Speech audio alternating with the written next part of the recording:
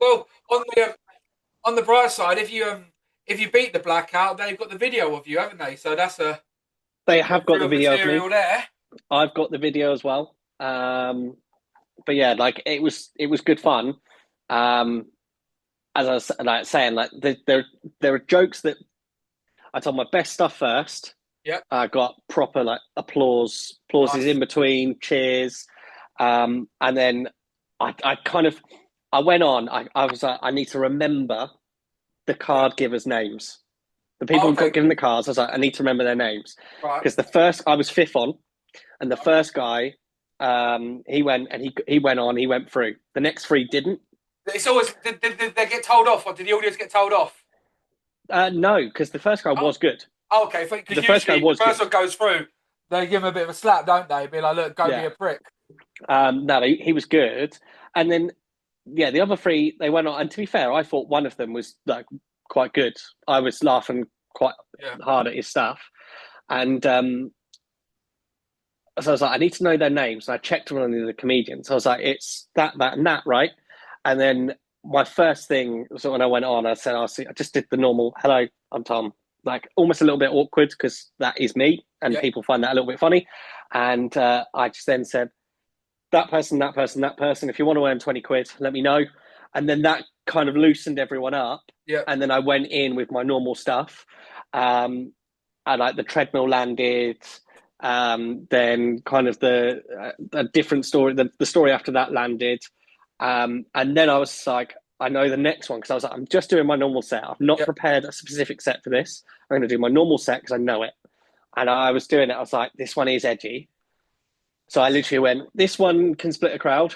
But anyway, and then people laughed at the fact that I was just, oh, I'm going to do it anyway. Like, I'm going to, like, it's bad. I know that it's divisive. You didn't play it Um, safe, and they liked that. yeah. And then I then went into one that, again, I think I am in the process of almost like rewriting it. Not rewriting it, but changing the way that it is. Because I think something that I've done is a lot of my stuff is to do with real things that have happened to me. Yeah.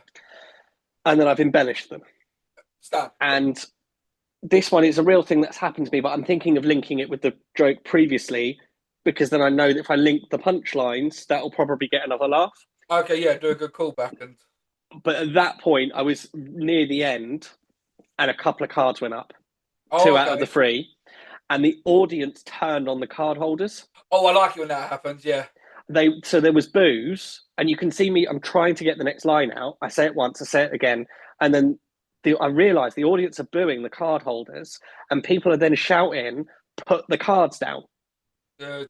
I mean, Like, did you put look your around and cards look at down. the lights, or? No, because I saw two cards because there was one to my almost to my left and one directly in front of me, and I Okay. knew there was one right at the back on the right, Right. and I was like, I need to like hopefully you don't put your card up as I'm going, and then I thought I'd been voted off. Hmm. And then I realized it was the music playing, You got not through. darkness. And I was like, fucking A. And Hey. I jumped off the stage. I was so fucking happy. And to be fair, I had a couple of friends there that were in the audience. They were on the front at that side. And I was buzzing. And then I turned around, went to the card holder that didn't put his card up. And I was like, thank you, you saved me, kind of Yeah. thing. He was like, nah, I wasn't putting your card up. Your stuff was great. I was like, do you want to like, do you want to go back to mine? Because Yeah. Do you like want to move I'm, you to the yeah, toilet? I'm yeah. like, do you want to earn that 20 quid? Exactly. He did turn around and said, "Can I have my £20 now?" And I was like, "No, I ain't got £20." He was like, I'm kidding." And I was like, "That's brilliant." I mean, was that your first gong show? Yeah, that's my 16th or 17th show Oh, what, in total? in total. Nice. Nice. So, Um, we're going on quite nicely. it- yeah, I mean, I've bombed. I've bombed.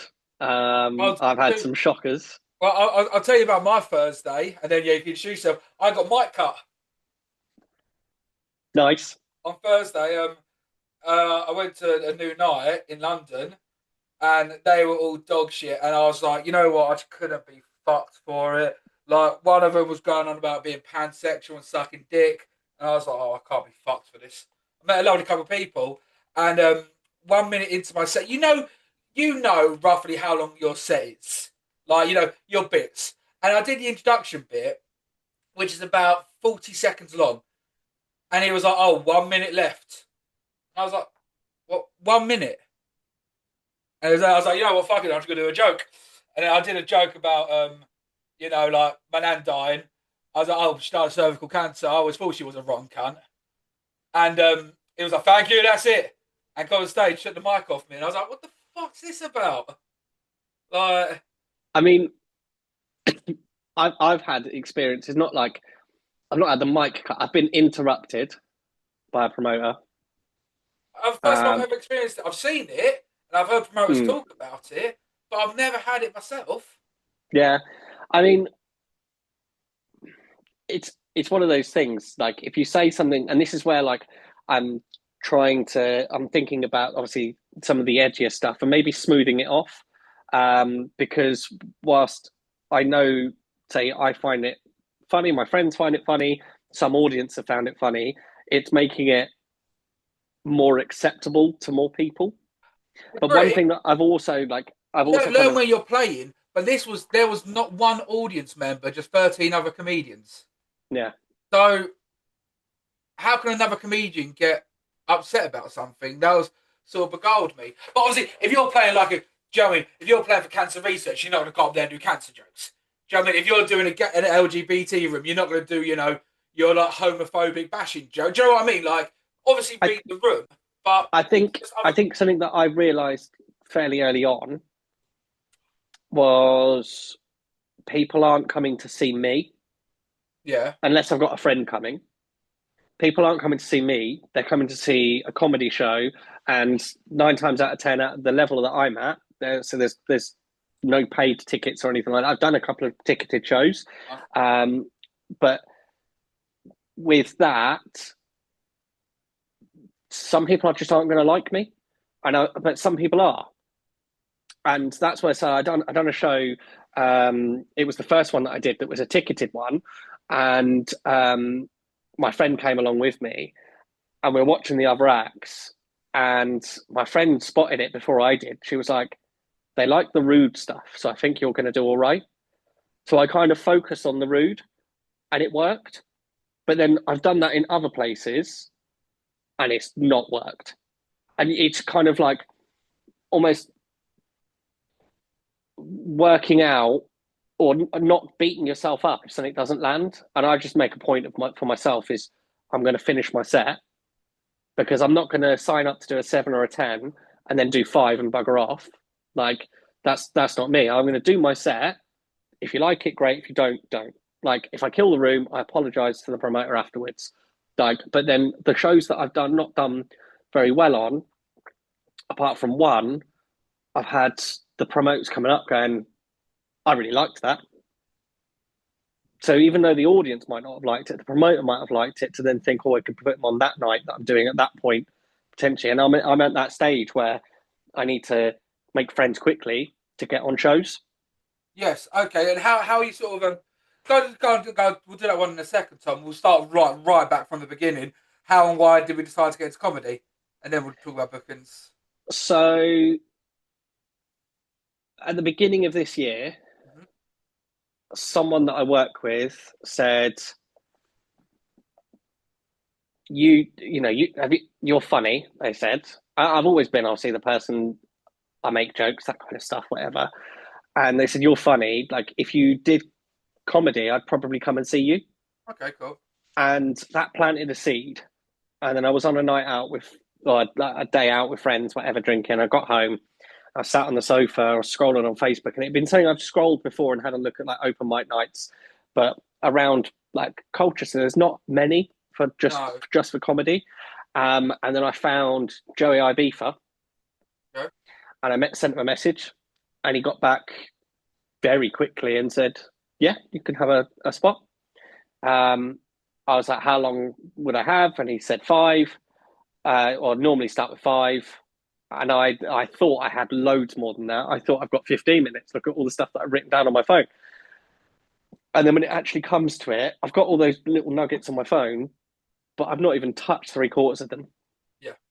And then, but yeah, I've done that. And I think it was a blessing doing that one first because I turned up. There was, I think, around about 40 people in the room. And I brought obviously people with me as well. And those people were there purely for comedy. It was his free night that he did, or he does, because I know he does like paid pro nights as well. And it's the last one of the year that he's done in that format. But from that, I did quite well. I thought I was Jimmy Carr at the end of it. Yeah. And then someone, like one of the comedians, approached me and said, "Do you want to do more?" And on the night and in the interval, and I was like, "I think so," but I'm still riding that high of doing my first one and it going really well. So I think so. And he said, "Right, exchange like social media." Sent him a message the next day saying thank you. Obviously, just thank you for the kind words. And What was his name? Out of curiosity. Alan Artek. Oh yeah, I like Alan. Yeah, cool guy. Yeah. And then he kind of put me in, towards Terry Gargan, Ben Yeah, Summers Southend, Dirty Dog. Yeah. for their stuff. And Gary's a top bloke as well. I went and done Dirty Dog literally the next week, a few days later or a week later. And excuse me, I then obviously turn up at Dirty Dog and there's 5 to 10 people there. And it's a very different environment from doing something End, like isn't Johnny. it? And this is the thing, like I thought I was hilarious. So that was like a bring me down to earth moment. Yeah, you need that though. You need that exactly. Early on. You need to be humbled quick. And I got there, and backstage there's people talking about like having done the Fringe, and they've been doing this like 3 years or so. And I'm like, oh, I've been doing this less than a week. Oh, did you get in your own head? Well, like I was thinking, I just thought like, I thought at that point, I thought, well, I've aced the first one. This one's going to go just as well. Yeah.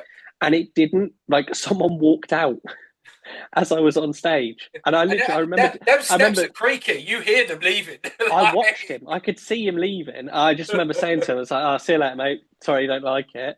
And then I came off, and I thought I had pissed off Terry. Obviously, first time meeting him.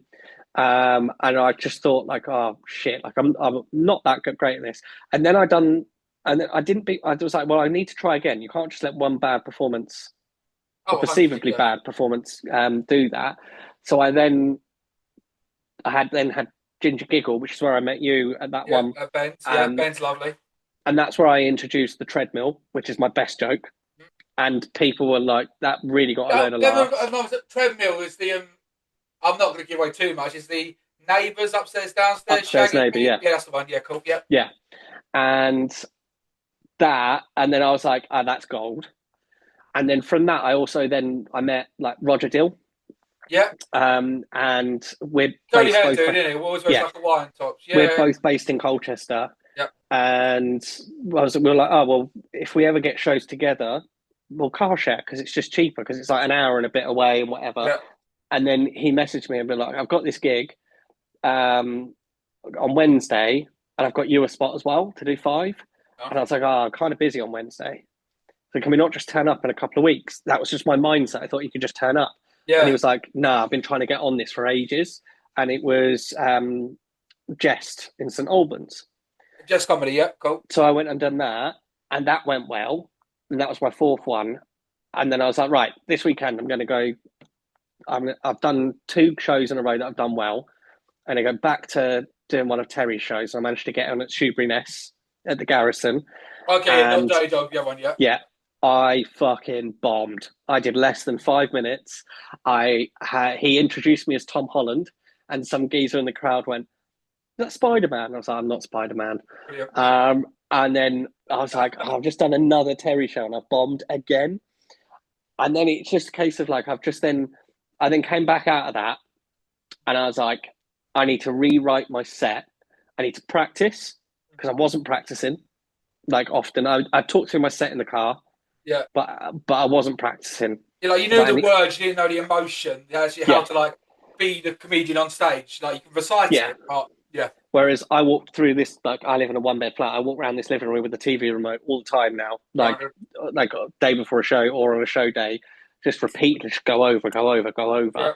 But I then got on a show fairly local to me in Ipswich, Okay. with Glass Eye Comedy, and that went really well. And then I was like, well, I've actually just tailored my set to one topic, and then it's only one topic now, which I think, rather than chopping and changing between a couple of topics and then going back to one that I was talking about before, it makes it a bit more seamless, Okay. and then able to then build on the individual gags within them to then add a second gag to it, that kind of thing.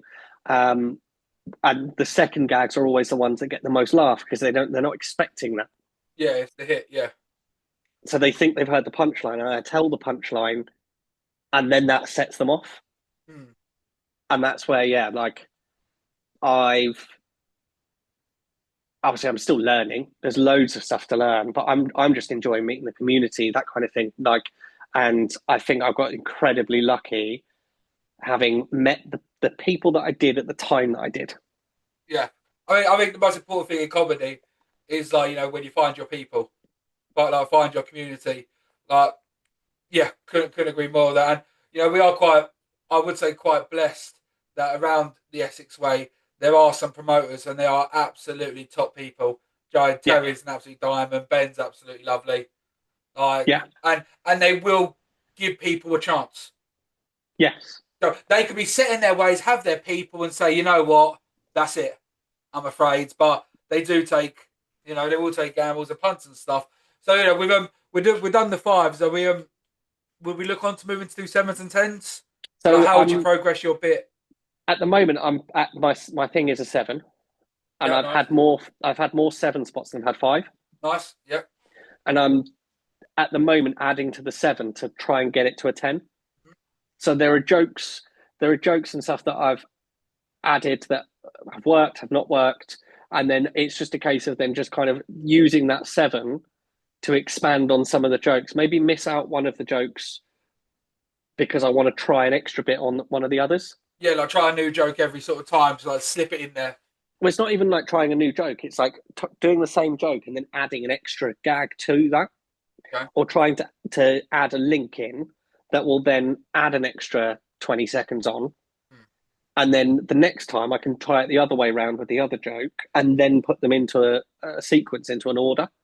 That's something that I then obviously the goal is then to have a solid 10 and then be able to just build on that. And then all the stuff that I took out, it wasn't because it wasn't landing or because a lot of the stuff that I took out did, it's just on a different topic.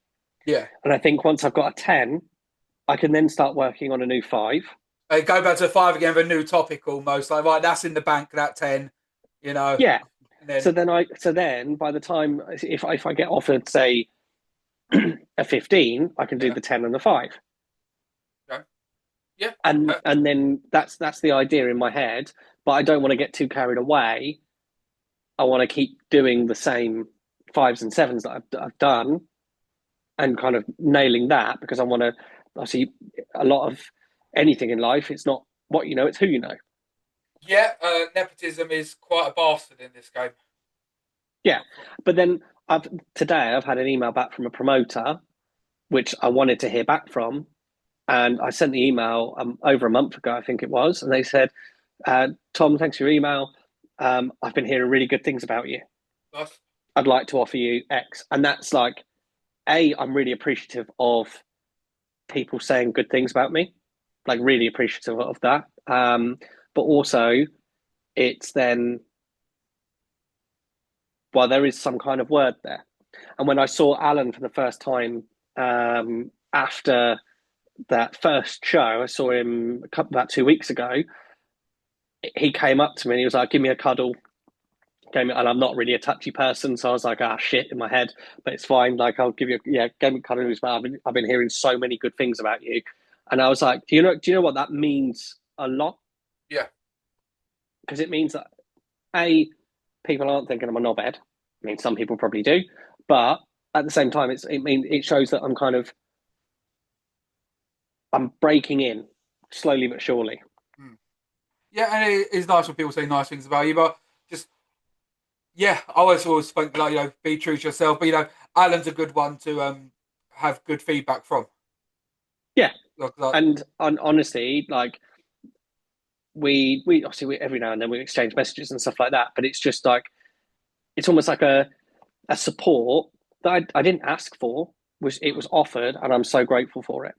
yeah, because comedy's weird. Because like at the end of the day, we're all in this for ourselves, but there is a sort of like comrade community also. Like, you know what I mean? Like, you don't want to see people bomb, but you still want to be the best at the night. Yeah, but then also you know that like if you know the lineup, and then you then work out the audience while you're there, and then you know one if someone that you would say would be a friend or that you've met a few times goes on and they're good and they kill it, and then you're like, ah shit, I'm following on from that. Like it's one of those things, but then again, it's just that little bit of community that is just there, because even if you don't do well, the comedians that you know, whatever, they'll tell you if you're bad, but they'll Yeah, also be like, that was good, but maybe the crowd just weren't up for it, or maybe it wasn't your kind of crowd, or maybe they were too happy from the last one and expecting good, or the opposite. The crowd could be not warmed up at all because the act before wasn't very good, and then they're not that receptive to you. yeah. It's basically like I said, the one I did on Thursday, absolutely couldn't stand it. Not my people. But when I did Dirty Dog, I went over a storm. Like Yeah. sometimes, like different places, different places. But then also, I think one myself in particular, I do get in my head a little bit. I look at the other acts and then I think, oh, they're not going to like me, or they're going to like me from the get See, go. I'm not I'm not that bothered about that because not everyone's going to like me. Mm. And I can only do what I can do. Yeah, And in the audience, if you've got 20 people there, if I can make one person laugh with one of my jokes, then something's worked. yeah. I'm happy with that. A But 5% pass rate will take that any yeah, day. but that's the thing. Like I've made someone laugh. Like I'm not going to be everyone's cup of tea. No, Like, and I do don't you know think what I it's meant mean? to Like, be either. I don't no, know why anyone would want to be generic, because anyone could do, you know, like low hanging, easy comedy where, like, you know, it's all that, but you'll never be memorable. Like, you know, you hit yeah, and the that's the thing. particular. Those kind of things that you know that kind of comedy is it's clever and it's well written. But again, there are so many people that do it that I mean, there's so many people that do comedy anyway. There's Oh, way more than I it's thought there too was. saturated. We need a But comedy plague, in my opinion. but with that, like you've got to have something that makes you stand out, and that's yeah. I mean, and I'm the trailblazer for the single guy that goes, "Hey, I'm very single," and talks about it.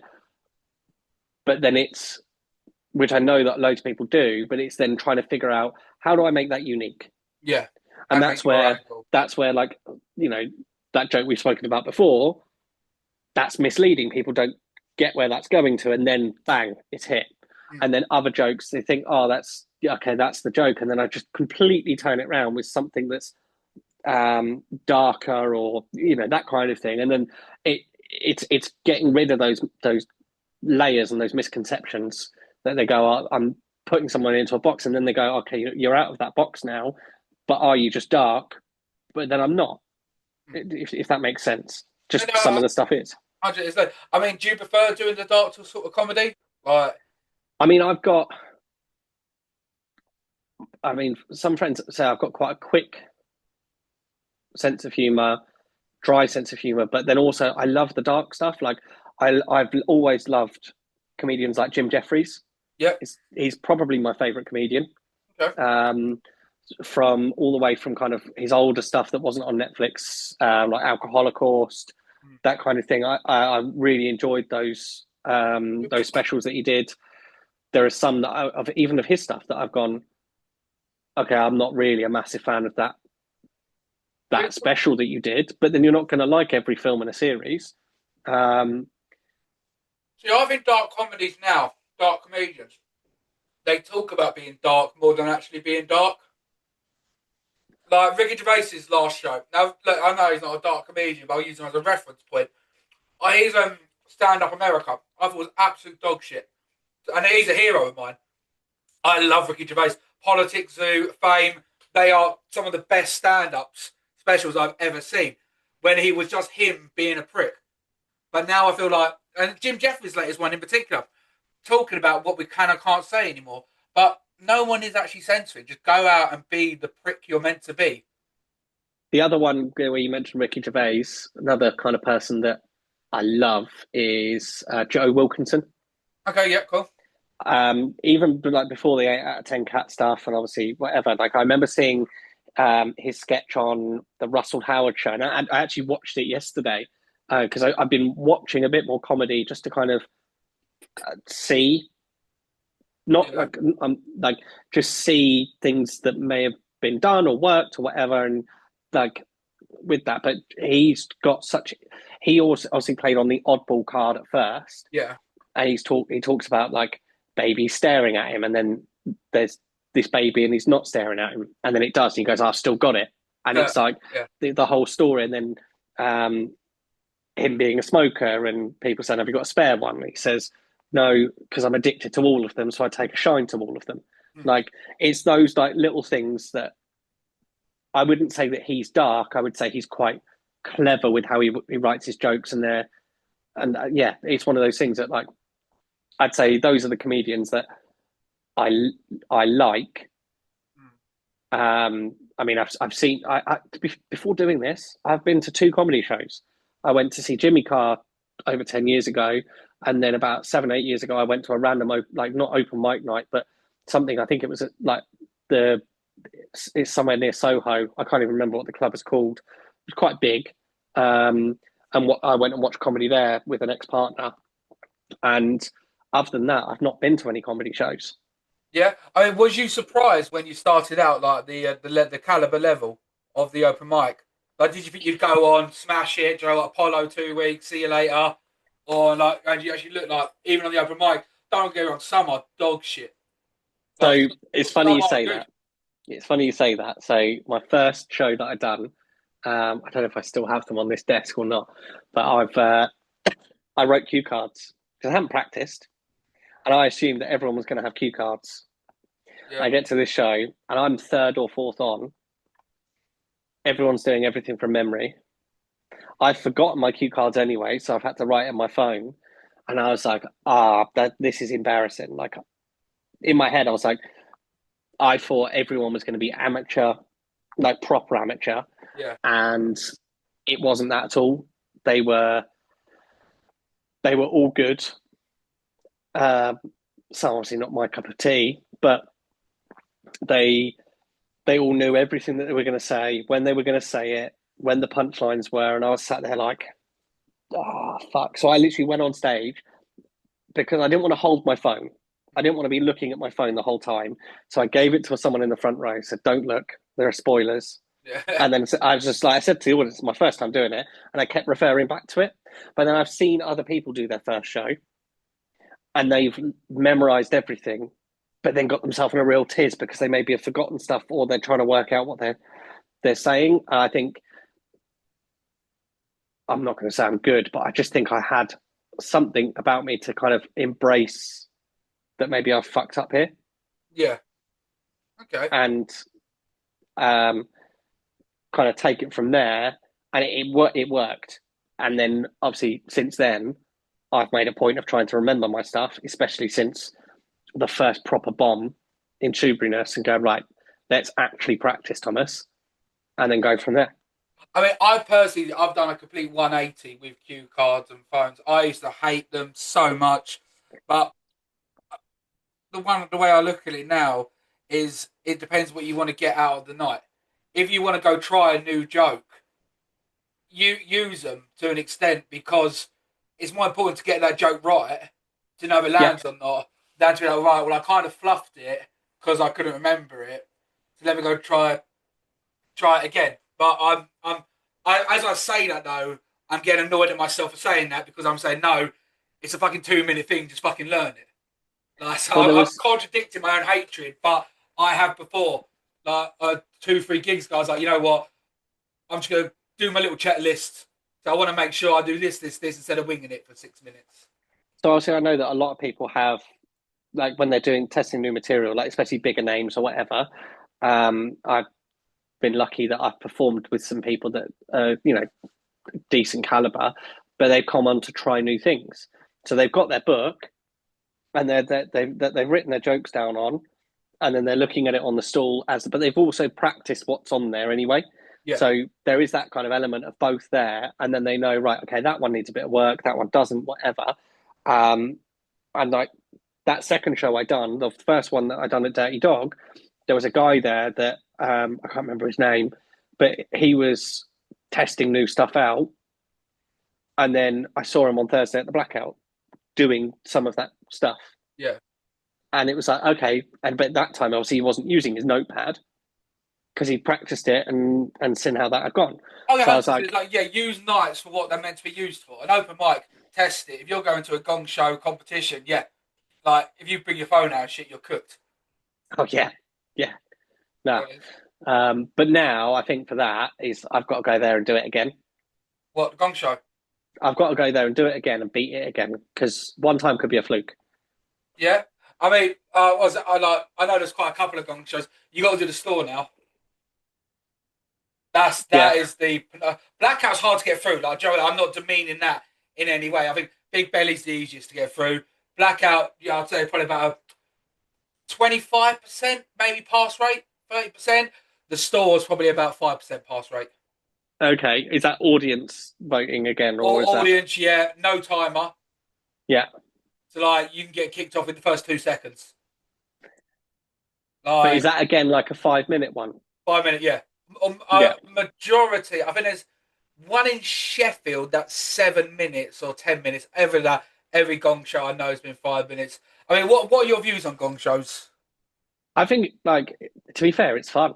Like from what I've done. Obviously, I had a good reception, so maybe I've got rose tinted goggles looking at it. But it was fun to do, especially with how busy it was. Well, you're guaranteed a good audience. That's the thing, right? Yeah. So the biggest show that I'd done before that was around 50. Yeah. I've done a couple of shows where there's been about 50 people, and that being nearly 3 times that.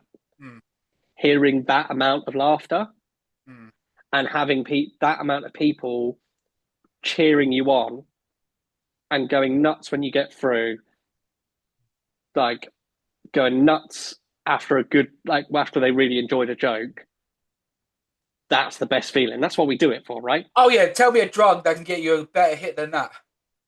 I mean, I wouldn't know, because I'm very much like my stereotype. I don't do anything like that. Okay, never have. But I'll answer that one for you then, Tom. There's not a drug that will give you a dopamine hit, like like a thunderous applause to the audience. To be honest, but see, I like gong shows. I've always liked them, but I do think there's a give or take. It is sometimes you're a bit X factor. Let's laugh at the freak. They're not all going to be good. Yeah, and, I'm sure you probably witnessed that firsthand on Thursday. Yeah, there was some that especially in the second half of that show, there was some that the whole audience were just holding stuff up, like paper plates, everything. Even before the 2 minutes, they were done.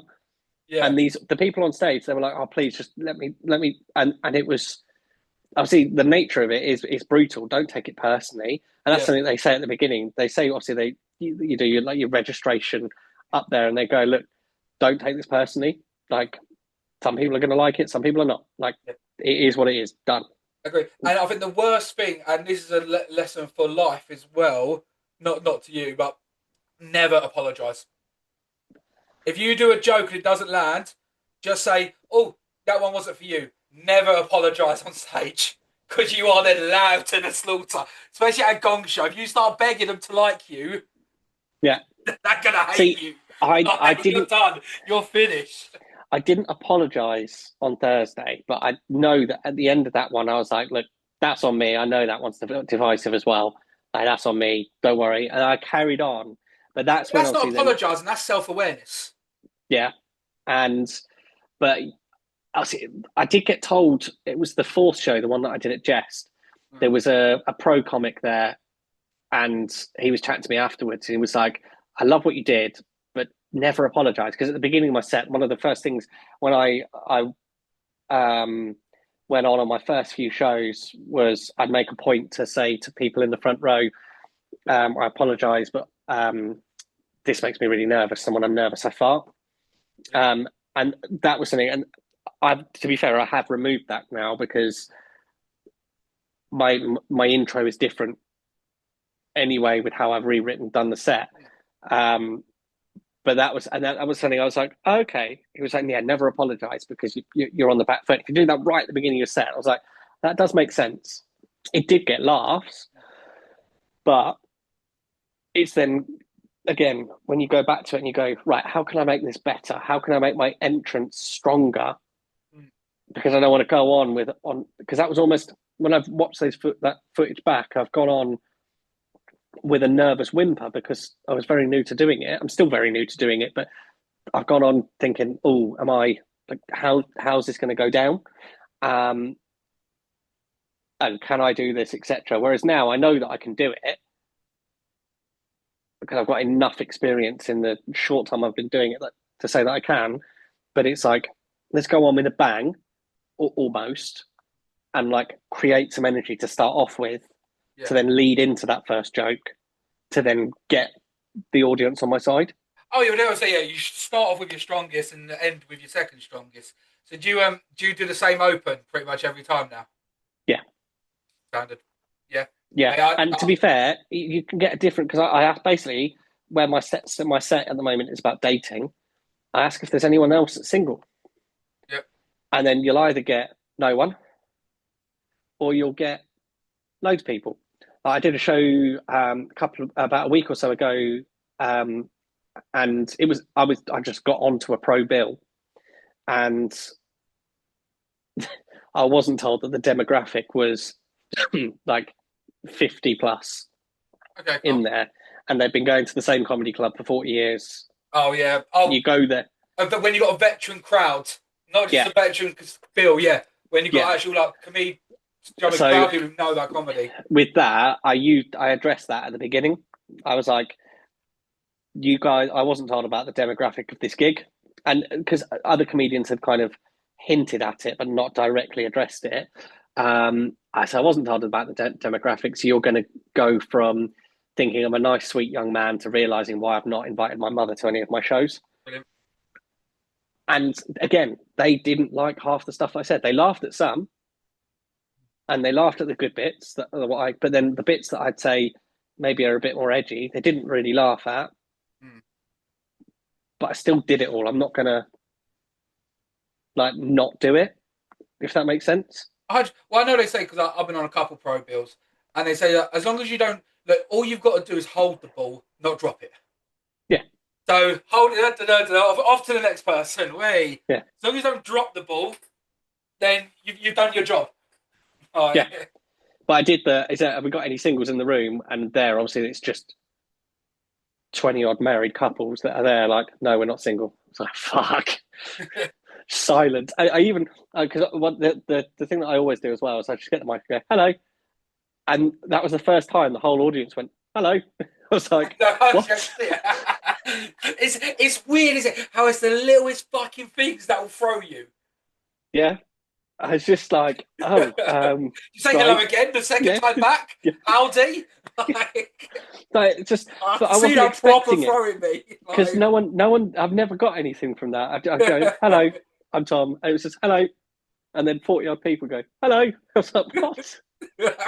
In unison. That would proper throw me, I love that. So, obviously, so if you're sort of starting with that, how, I'm engaging with the audience straight away. How being 16 gigs in, I think I'm only about 30 gigs in. So do you know what I mean? I'm as fresh as they also come. How are you finding the crowd work? So there's been little bits, whatever, but I'm not at the point. I don't want to do it where I target people, that kind of thing. Obviously, I know that actually, if you sit there, you can ask questions until you've got something that you can link to, that kind of thing. I have watched your podcast. Hey, gang. Yep. But it's Lee Mack, fucking amazing at that. Yeah. but it's one of those things that I don't want to try and run before I can walk. Yeah. Well, I know there's some clubs in LA, and I'm only doing it because I've only heard from LA comedians that they've got a thing that says no crowd work. We're here to see your bit. Yeah, We want to see a bit about you. yeah. And but I think online and stuff has sort of tarnished, not I think tarnished, because you but see people like Paul Smith yeah. do loads of crowd work, and that's all you see. But his actual jokes, his actual stand up is hilarious. Like he's got a sketch on doing is it the synthetic version of ayahuasca. Ayahuasca. So. It's a like a natural like drug that basically makes you really spiritual. Like shamans in like the Okay. jungle do it, but there's it's like it's a psychedelic that you can do, Right. DFT or something like that. Yeah, I know about DFT. Right. That's the one. So he has a sketch on doing that. DMT. There you go. DMT. The DFT is probably an analogy in a computer game because I'm a bit of a nerd. But Oh, dude, um, I've started smashing out World of Warcraft again. yeah, so I've played that for 20 odd years Yeah, at numerous we won't levels. talk about game time play No, hours, no, will I'm we? not going to do that. I'm not going to do that. But it's like, so with that, it's um, like his actual jokes are really funny, and I've watched him on a couple of podcasts, and he kind of addresses it. And so, see, I release the crowd work mainly, um, and some people come just for that, and it's like I know that when I went to see Jimmy Carr 10, 12 years ago, that must be 12, 13 years ago when I went to see him, I deliberately got a front row seat because I wanted to try and heckle. I thought I was going to be hilarious and heckle. Yeah. And I did, and he put me down, and it was great, done. But then I look back now and I go, that's the same people that I almost don't want at my shows at the moment. I don't want that person at the front just trying to heckle me. I want them to Um, listen to my jokes right now. I do get it and don't get it because I think like obviously when you get more experience, not myself particularly, I mean like when you're doing banging out theatres and shit, the jokes do come a lot easier. And one thing I did know is that crowd work can be quite the fruit's a lot lower. Now I'll give you an example. Like, have you gigged with Dan Springford? No, I don't think I have, to be fair. He bangs out a lot of ginger giggle places. I gigged with him, and he did this joke, and this guy in the audience shouts, "That's not funny," and he goes, "Oh, do you want to hear a really shit joke then?" And he goes, "Your life," and it was such a childish fucking response, Yeah. but the whole room erupts. But that's just a your mum joke, isn't it? Exactly. Really, in essence. But that's one of those things. It's like, I mean, I'm doing next. It's not next month. It's this month now. I didn't realize how far away it is, but from where I am, I'm going to Southampton, and part of that has a roast battle. Okay, whereabouts in Southampton? No idea. I know Southampton at this point. Is Glenn Barley the promo? No, I think it's Jeff something. No. It's just from one of the obviously the Facebook groups, which again, if I didn't have that, I probably wouldn't have found half the gigs that I've done. Facebook forum in for comedy. Yeah, I mean, there's 3 that I'm part of. Some of them people just advertise on, like for their own shows to see if they can get comedians to come to their gigs. I'm guessing to pay for a ticket, but I'll send you one. Listeners, turn off for 5 seconds. I've got Sharon on next episode who runs the what's it called, the Fringe in Rochester. Yeah, and I'm going to send her a couple of comedians. That'd be quite a good one to get on for next year. yeah. I mean, it's just a case of like it's a case of getting those spots, getting that email scene, getting that face in the door for that. That's what everything is for me at the moment. Well, how much would you say? How much in comedy, like for people in our situation, you banged out between 10 and 40 gigs. Yeah, it's going okay. How much of it is actually being funny on stage between also the networking, the marketing yourself, the online presence, getting yourself out there? Like, at the beginning, like, how important is actually being funny on stage in comparison to networking? Yeah, I think you've definitely got to have some funny. I'm Standard, yeah. not trying to say that I am, but other No, people have Tom, laughed Tom, at what I've said. I've seen you set. It might have been when you just started, but you're funny. So that's You've got why to have I something wanted you on. there, but you've also got to be a nice person. But you don't want people to go, "Oh, like, what do you think of him?" And they go, "Oh, he's a nice person," because that means you're not funny. Do Yeah. you know what I mean? You want people to go, "Oh, he's really good," and also a top bloke.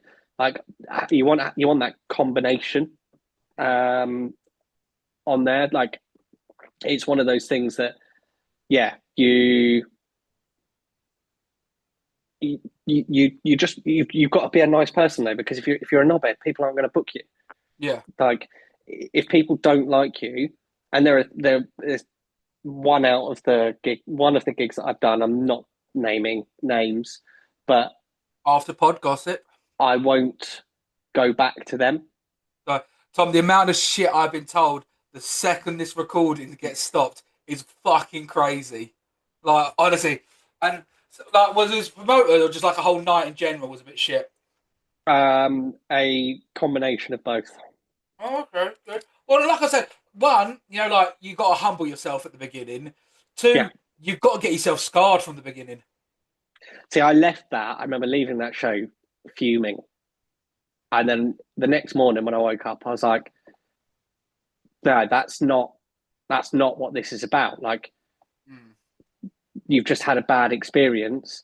And years ago, I used to work in live music and Okay. would interact with promoters anyway. So I know there are promoters that you're not going to like, or people that you're not going to like, and bad things that are going to happen. It happens in every walk of life. Actually. It's just a case of that it's directly affected me at that point, and then it's right. How do I then fix this? Yeah. And I was saying, I've interacted with a lot of promoters. I've spoke to a lot of promoters.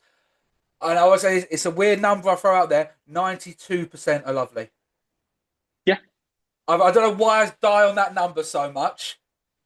but you're not going to get 92% on with lovely. There everyone. are a couple of fucking wrong ones Yeah, though. yeah, like you're not going to get on with everyone. Um, no, I've worked public facing jobs. You have some customers in those jobs that they absolutely love you, and then you have some that just don't want to talk to you, and that's fine. Mm. Like It, you don't. it is what it is. But luckily enough, there are quite a lot of. I think there's a lot of open mic nights. You've got to travel from though. You've got to drive. If you're Yeah, not in London, you're you've got to get telling a me. driver. You're telling me. Yeah. But I've gone.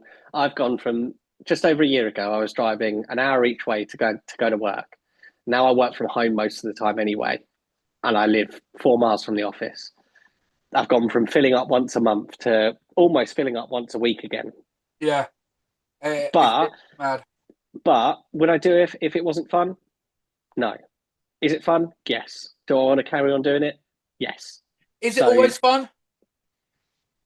yeah, because I mean, some days you don't wake up and be like, oh, you know what, I can't be like. I got to be like, on the 11th, I'm going up to Stoke to do Spitfire. Kimmy, who runs it, she's one of my girls. She holds an amazing night. I'm going up to Roaster, vice versa. I cannot wait for it. Cannot wait for it. I cannot be fucked for the drive. I mean, I just either like I've got podcasts that I listen to. Again, none of them are comedy podcasts. I listen to, podcasts or like listen to music. To be fair, I don't mind driving. I find it not that you switch off, but like you Autopilot. get onto an A road and you just autopilot, and Yeah. like that's fine. But and it's just one of those things that's like getting. I'm always looking forward to the shows that I'm doing, and then other times I've got people like Roger in the car with me, Yeah. and we're chatting most of the way about the gig, and on the way back, like we're either talking about how we've both had a great set, we've both had a bad set, or vice versa, where one's had a good one, one's had a bad one, and Yeah. one person's absolutely buzzing, one person's not, and you're like, you don't then want to talk about the set too much, but then also you lift each other up. You do, but you don't want someone to say it was a good set when it wasn't a good set. Because I No, think you are very aware. yeah, but also like with that, it's not like teaching each other how to do the the job of being on stage. It's I don't think they liked this bit or this bit didn't land. And then sometimes we have done it in the car where we kind of spitball and how could that improve on there? And obviously we're two people that haven't done a huge amount of gigs, but the assistance that he said where he's gone, have you tried this with this on some things? And I've tried it and it's worked.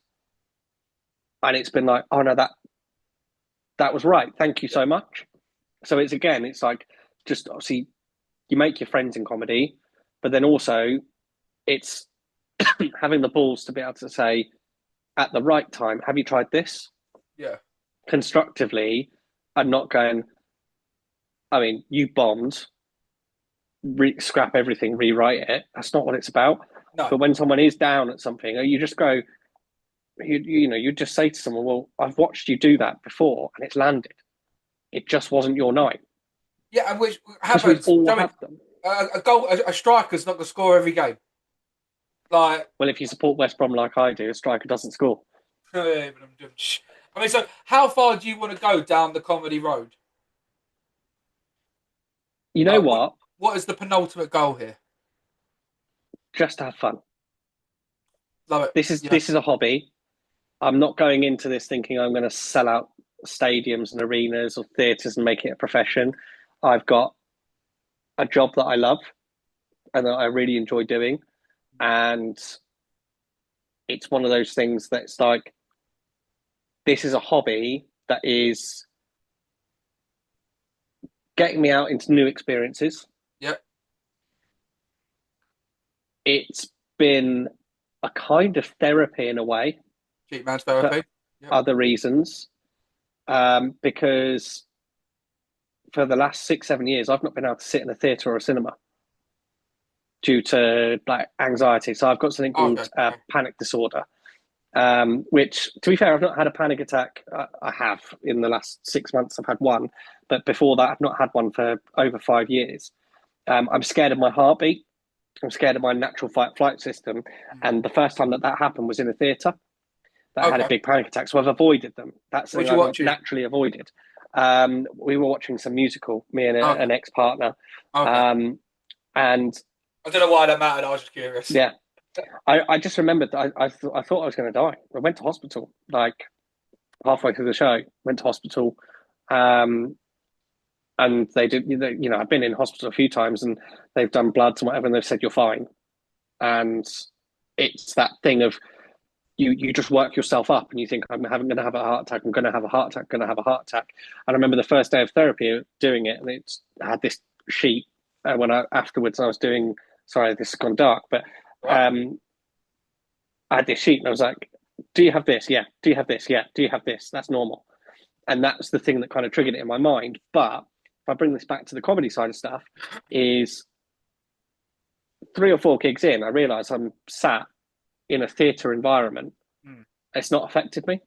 Well, I'd even go one step further. That you've put yourself literally on the screen. I don't think, well, that's not something that I would say I'm worried about because it was the particular kind of the thing of sitting down in the seat and being there. No, I can still go to concerts and gigs and stuff, and I do go to gigs and go to football matches, whatever. But the actual environment of sitting down and being in a theatre, that before was terrifying to me and saying I've avoided for so long. And I love films and stuff like that. So yeah, that's another thing. But I realised a few in, and I was just like, I'm sat in a theatre environment and I'm fine. I've tricked myself into pushing myself. What So an that's another empowering thing. moment. So that's another thing. But yeah, like when you say, "Oh, do you want to like make this a career or anything like that?" No, I just want to have fun.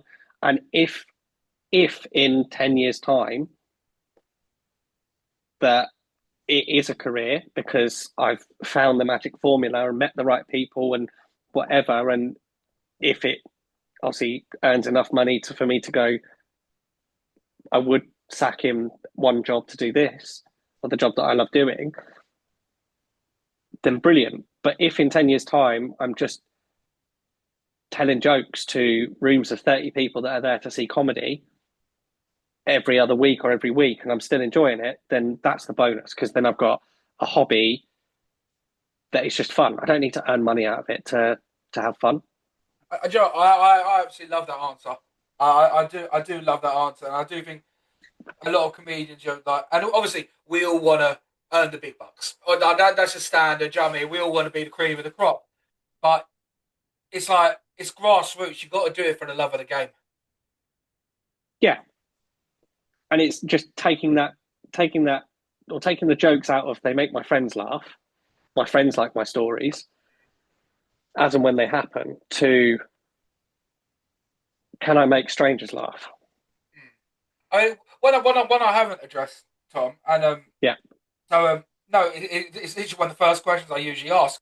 Being a storyteller, and I love storytellers. They're my favorite types of comedians. Being biased, I'm a storyteller. Like, how often do you write? How do you write? And like, how do you try and remember on stage? So when I signed up to the first one and I got that spot, I was like, right, I need to put my ideas down. Yeah. So I thought of all the stories that I tell my friends that make them laugh. I put them all onto one note page on my phone. Yeah. And then on the day of that first gig, I just kind of picked a few headlines, wrote them down. And then my set is about things that have happened to me and I've embellished. So I've got those stories that I've told my friends about what happened, or like the funny moment that happened when I've been out doing something and I've gone, oh, that was funny, and then the day later remembered it and written it down. I've got those. Oh, so But also you got them. Do you then, like, if I was to tell you to go write another 10 minutes, would you just go further into the past, or would you sort of like wait for new experiences to arrive? I think it's got to be organic. I think it's got to Yeah, be. I like that answer. I think it's got to be organic, and or especially for me, because I don't do one-liners. Not that they're not, just purely because I don't think I'm clever enough to write a one-liner. Like, in terms of, why did the chicken cross the road? Blah blah blah. Like, that's or those kind of things. And there's that guy, the ginger guy, that tells them perfectly. Mark, no, Mark Simmons. I think so. Like, he's really good at it. He looks And like a ginger Jay from the In-Betweeners, but a little bit taller. yeah, and Yeah, like he's really good at doing those jokes, and I wouldn't do that justice, and I wouldn't be able to get 10. I don't think I could get 10 minutes, because a one-liner joke, you've got what, 15 to 20 seconds of joke, 5 seconds of laughter, next joke. So that's a yeah. lot of jokes that you've got to put in sequence, remember, and write. While I 100% agree with you, I also think it's easier for a one-liner to try out new material. Yeah, Yes, but that how word that many? didn't work. Yes, oh, you didn't like one. Next one, next one, next one. Where a storyteller, you're like, right, where's Yeah. my exit strategy on this joke? So It's that not working. there has to be a, for me, something that's happened that I've either witnessed, been a part of, that I can then write down almost like the premise Yeah, or the punchline, and then figure out how that's then funny. And sometimes it's a case of, I'm laying in bed, I'm about to fall asleep, and I've just got an idea with something, and I go, let's add that onto that. And I'll just quickly put the note on my phone, and then I'll look at it in the morning and go, right, how do I put that idea in? Does it fit? Does it not? Yes, perfect. Does it not? It's not going in the bin, but it's going into the waste pile, because it might yeah. be funny in the future. Oh yeah, I'd say yeah, never been a joke, like, but having archives. Like, right, I might could draw this out one day, or I think there's nothing better when, like, as I won't do it because I've done it 100 times over. Like my twin bit, I'm very happy with it, but I thought of another tag the other day, and it Yeah, seems to have just changed the whole joke. but it's also like, um, the the show that I met you, and then the show afterwards, I did a Charlie Kirk gag because that was fresh. I thought, oh, let's get something new. And then I realised after doing it, I was like, I can't use that for much longer because people are going to forget the Yeah. premise. It's not fresh. So writing jokes like that are topical, they've only got a shelf life of a few weeks. Of course, but does like I don't like say let's take Charlie Kirk joke. Now obviously I'm on the opinion you could joke about anything and everything. That doesn't suit your It doesn't suit me, comedic no. presence. You can't do your treadmill story and then do a segue over to Charlie Kirk. Exactly, and that's something again when I would look to like go right. And there's too many topics here because I went from Charlie Kirk treadmill to then other dates, then my family, then Yeah. back to a different kind of dating for adults, and then finish. Like that's that doesn't fit what I do. So it needs to be dating, dating, dating, dating, dating, dating, Mm. or family, family, family, family, family, or topical, topical, topical, topical, Yeah. and it fit a subject. If I was talking about, if I was, brave enough to talk about, gun crime or that kind of thing, and then that might fit a section there. But one thing that Knife I crime, did, I'll have a stab at it. yeah, one thing I did like, Hang on, well sorry, done. joke. One thing I did like with that joke is I actually then saw about a week or two ago a reel come up, and a comedian that was a pro comedian Yeah. had written the same joke. Oh, okay, calm. Yep. And it's not hard to write the same joke. There was obviously slight There's only differences. so many jokes you can do about dating apps.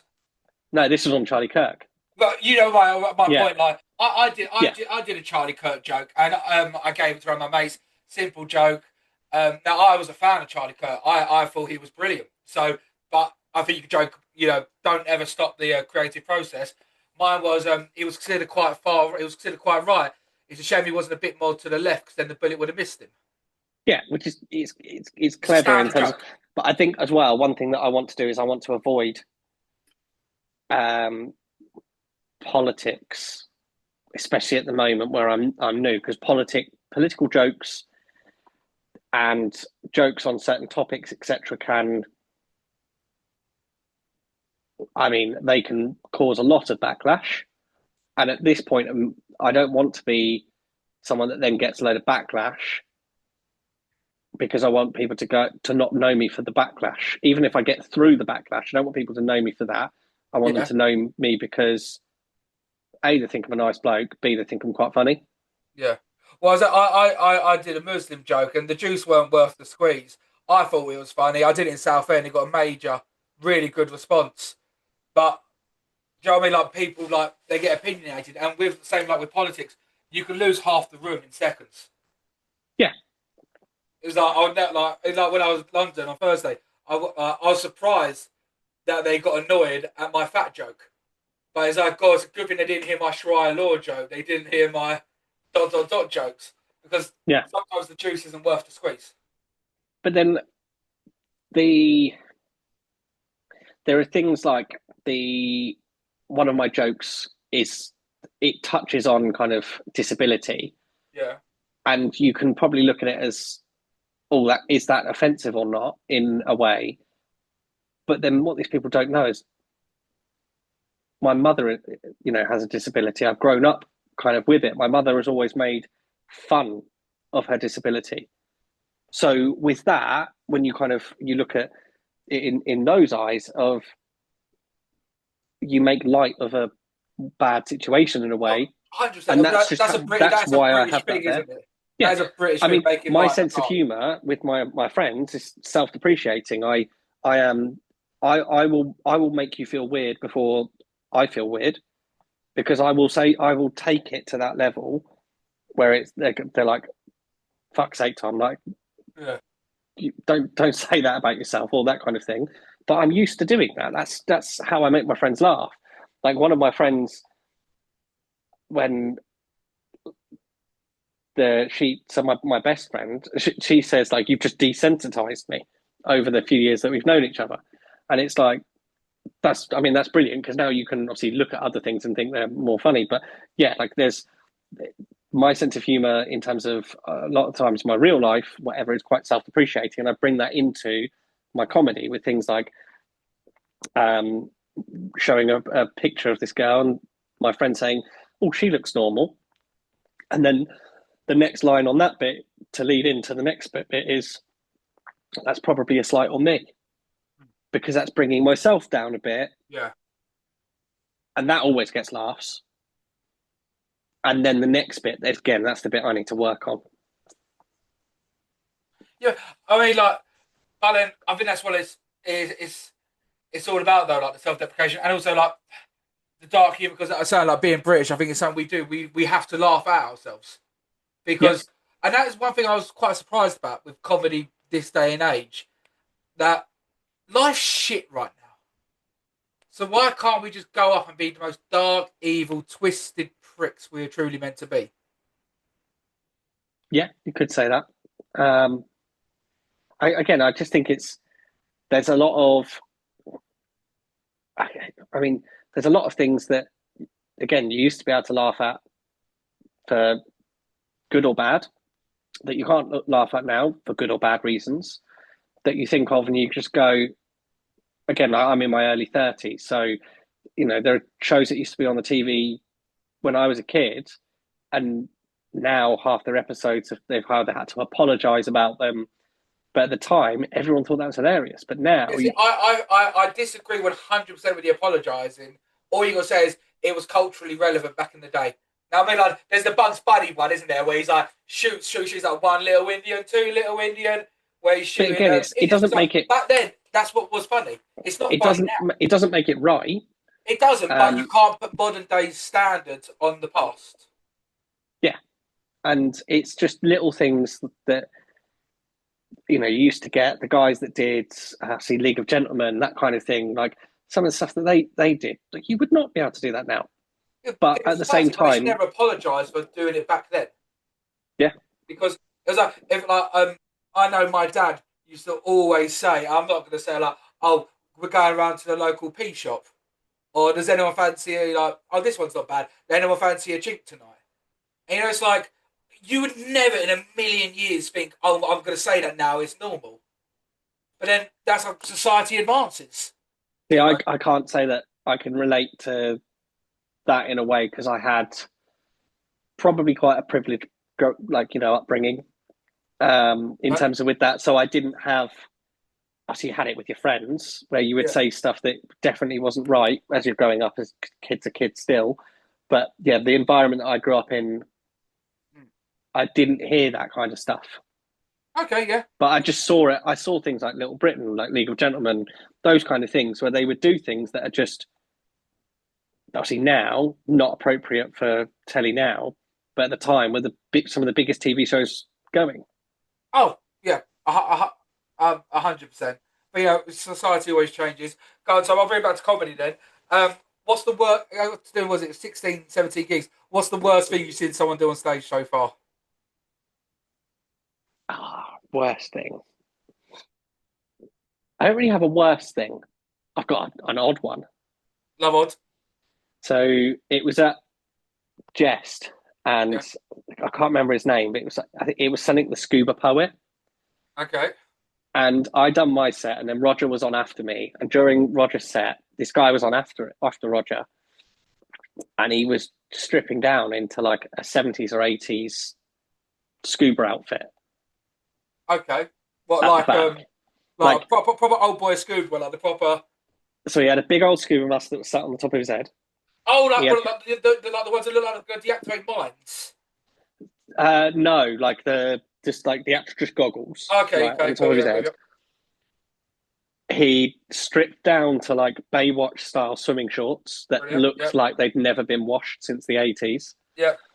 Red. And he had no, they were like a bluey, blacky I kind mean, of that's thing. no. Yeah. If you're going to do it, got to be red. I mean, and then he had this jacket that was like almost like a leather jacket, but I like a was going to swimming say jacket. leather, but I didn't want to interrupt. I was going to call it. I was Um, going to call that. I wanted it to and be a leather. he come on with like those floats that you learn how to do kicking with when you're in the pool. Like the little rectangle ones, or you're about the Yeah, proper long. Okay, yeah, yeah, the cool. little rectangle ones. So you have one of those that looked like it had been eaten by a million children, and it was just dirty. And to be fair, when you looked at him, you're like, you might then assume that are you homeless? Like when you first meet him, kind of thing. Lovely guy, but you have that kind of stereotype, whatever, in your head Yeah. sometimes. But he came on and he hardly said anything. He just looked odd and weird, and that was his thing. And people were laughing at it, and then they were laughing because they're a little bit uncomfortable. They don't know what's coming next. And then he got the crowd into three and got them to say "Q, come there," and then kept on making them do it, and then changed the order of it, and then he walked off. And he was fantastic, but I was like, "What the fuck have I just watched?" The things I don't. Okay, one, I never know if that's courage or delusion. The one I was asked, what one? When did they try that out for the first time? Two, how? What's the exit strategy if that doesn't work? I tried to then find any kind of online presence and couldn't find anything. And I was Mate, just like, was he even meant to be on? Did this even happen, Thomas? Like that, maybe. you don't have to ask Roger. Like, did this actually just happen?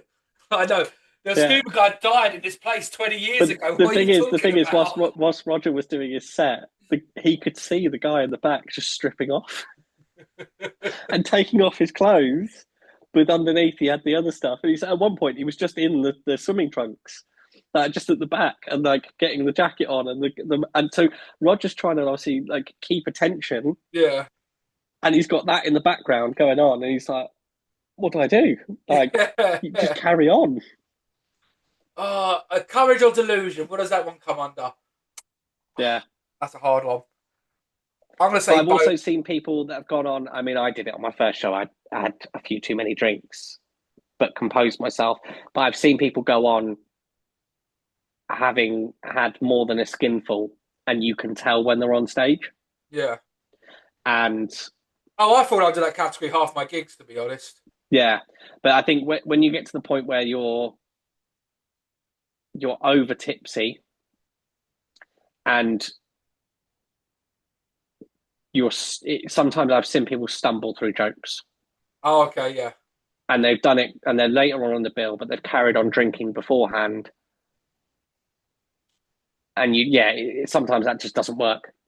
No, no, it doesn't. I mean, I drink before, during, and after. But I do comedy for the love of it, to be Yeah, honest. well, I drive to most of them, so I can't. Yeah, that's always that one semi good thing about London. Like, you can get the train either way. Go on, Tom. I'll end it with this one. I always end it with this one. Um, being fairly new like me, always asking the question. Someone's never done comedy before. They come up to you and they want some advice about getting into stand up or doing stand up. What advice would you give them? You can't say just do it. Write your ideas down, and then to ask what to do, where to go. So to go to somewhere like Dirty Dog, or to approach Ben, they'll both of them will always have people on for their first time, Yeah, and I've seen people do their first time there. But it's not just a case of just doing it, but if you say you're going to do it, do it. Turn up on time or turn up early, and if it works, great. If it doesn't, don't beat yourself up. yeah, Like, because, and it's one of those things where I've spoken to people that have done their first ones after I've done, some of these were like, say, 5 to 10 shows, or between my fifth and 10th ones, where I've seen people, and it's like, just don't let the nerves eat you up. yeah. Because there are people that so you've had on the pod, whatever, that I've been at shows with, and they're really nervous, and then they're asked like, "Oh, can you jump on?"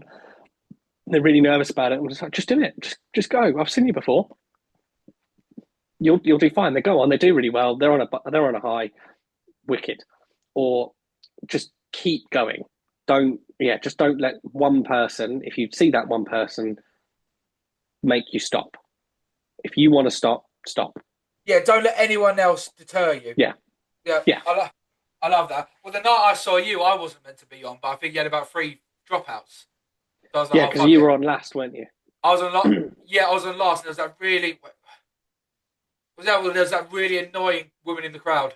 there was a drunk woman, and I remember that guy being talking about like his daughter's name, and she kept on saying, "Call him this," and she was like, he was like, at the point, he was like, "We've already named my daughter. I can tell you it's not that."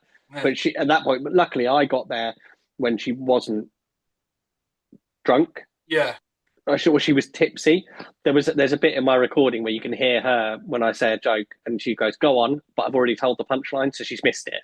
But yeah, there was that. I mean, and that was a fun night. Like even though, again, like with the disability joke, is Gabby was there, Oh, I love Gabby. and Yeah. and that was the first time I met her, and I said, "Look, I've got this joke. Are you okay? Like, I don't want to upset you.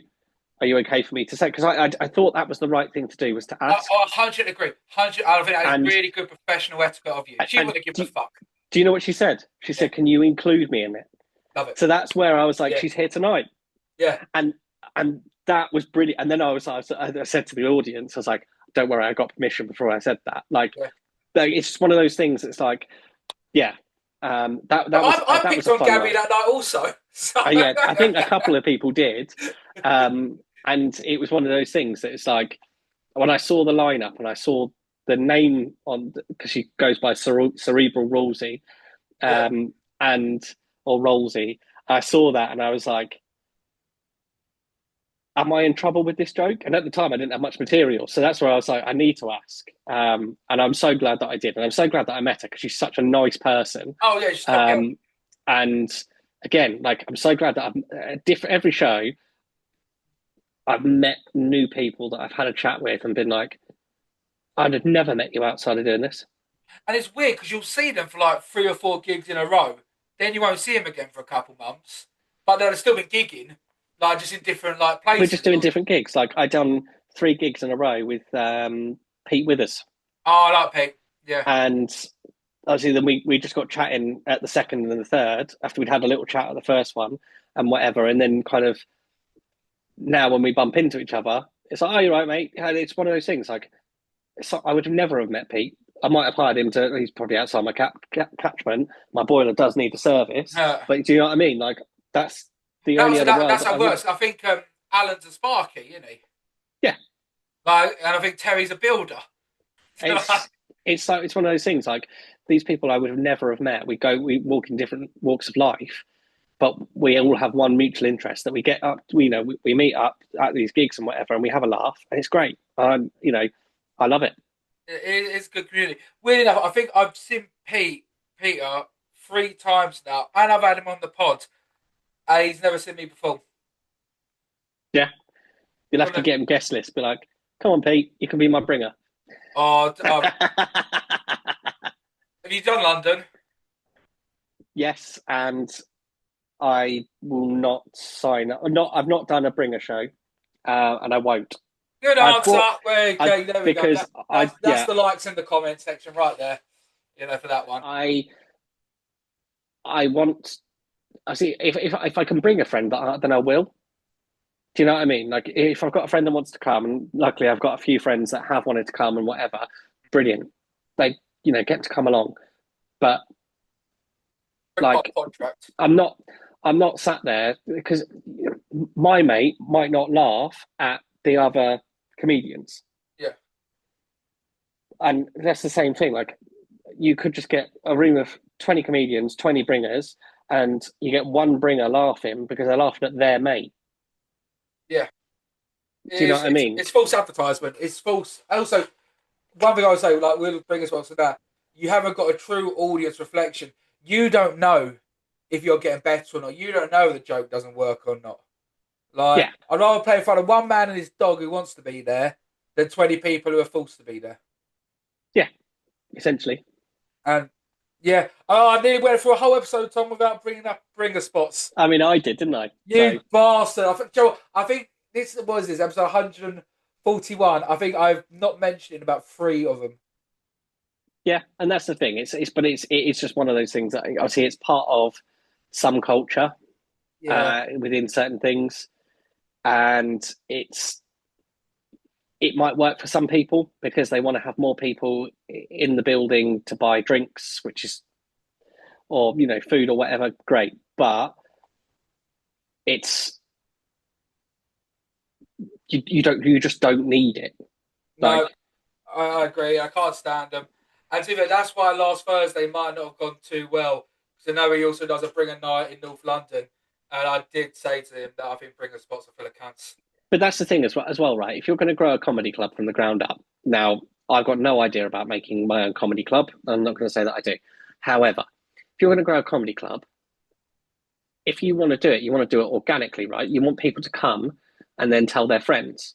Yeah. But if you're getting someone that's coming from an hour away and bringing that friend's going to say, "I had a really good night," but are they going to travel with their friends to go and see comedians they don't know an hour away? No, they're not. No, well, to be honest, I think London. I'm being honest here, I think London's got a whole overall negative package.